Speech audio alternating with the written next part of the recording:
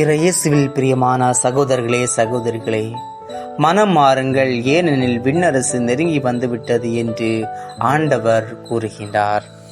40 நாட்கள் அழகினால் சோதிக்கப்பட்டு பாலை நிலத்திற்கு தூய ஆவினால் அழைத்து செல்லப்பட்டவர் நம் ஆண்டவர்.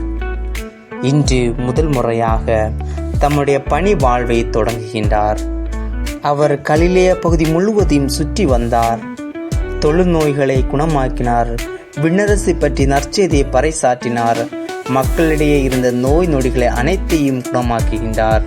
இன்று நாமும் ஆண்டவரை இறுக்கமாக பற்றி கொண்டு நம்முடைய சோதனைகளிலும் கவலைகளிலும் கண்ணீரிலும் ஆண்டவர் நம்மோடு பயணிக்கிறார் என்ற நம்பிக்கையோடு இந்த நாளை நடத்தி தர ஆண்டவரிடத்தில் முறையிடுவோம். ஏனென்றால் காரிருளில் இருந்த மக்கள் பேரொளியை கண்டார்கள். அந்த ஒளி நம் இதயத்தில் குதிக்கவும் பிறருக்கும் பகிர்ந்து கொள்ள இந்த தினத்தில் ஜெபிப்போம். ஆமீன்.